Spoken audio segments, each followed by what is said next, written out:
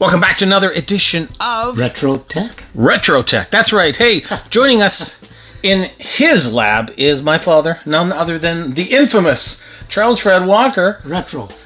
Talk about retro. He is definitely retro. He's been around in the electronics business for a long, long time. So, welcome, Bob. Bob. Yeah, Welcome, Pops. I think he's my son. So here we are, a couple of really oldies but goodies, and tell us a little bit about them. This is your stuff, by the way, so, explain to the good old folks out there what we're looking at. We're looking at some real basic old transistor testers. Wow. I see on the left here we have a MICRONTA, and on the right it says MIDLAND. Now, what was MIDLAND?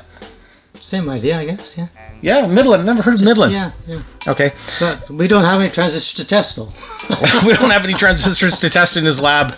He's a very busy bee as of late, but that's okay. We can still show these cool pieces of electronic hardware. All right, let's talk about this MIDLAND here. This is quite an unusual looking beast. So this is a transistor/diode tester, correct? The model 23115, and it says transistor checker. So tell us a little bit about how would you use this? How would you have used this back in the day? I use that for checking basic transistors, power transistors.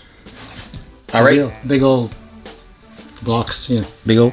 Now, if we open it up, we have conveniently taken out the screws. Look at that. It's powered by one 9-volt battery.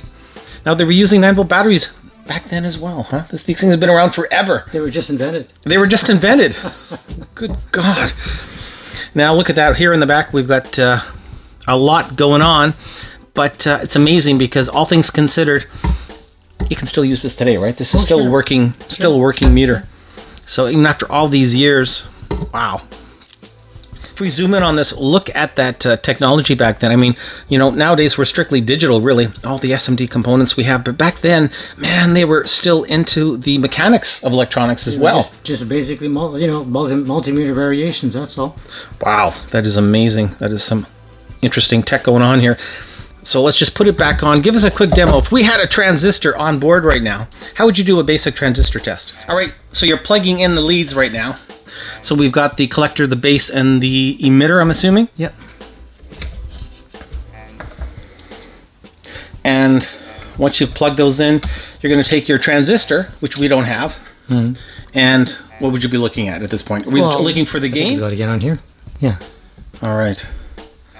And how often would you use a transistor tester like this back in the day? Like, what did you use this for specifically? Railroading that you were back into? I remember you were doing a lot of that stuff, and all sorts of things you were doing back then with electronics. I know you were in the Heath kit, or at least you were talking about Heath kits at some point. Yeah, I don't think you ever... I built the Paco kits, yeah. Okay. So how would you have used this? A lot of the stuff used to use those transistors.